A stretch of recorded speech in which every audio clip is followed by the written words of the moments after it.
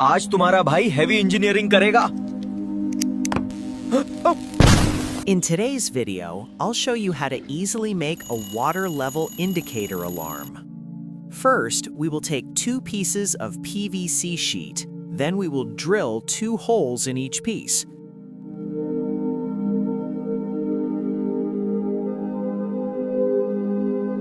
After that, we will place a washer in the middle so it can rotate smoothly. Now, to fix it properly, we will use a screw and cut off the extra parts to make it clean.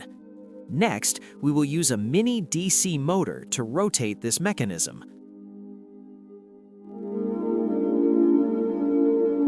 For the alarm sound, we will use an oven timing switch. To save time, I have already disassembled it and removed the unnecessary parts. Now we will mount all these components on a PVC box.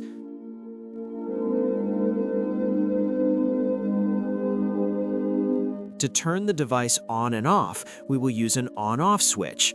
For power supply, we will use a 3.7-volt battery. And for safe charging, we must use a TP4056 charging module. Now, an important part here is the float switch. A float switch is a sensor that automatically turns on or off depending on the water level. We will use this float switch as a secondary sensor so that when the water reaches a certain level, the alarm is triggered. At this stage of the video, we will connect and solder everything according to the circuit diagram shown on the screen. For your convenience, I will provide the circuit diagram in the video description. After setting everything up correctly, when the water reaches the specified level, the alarm will start ringing.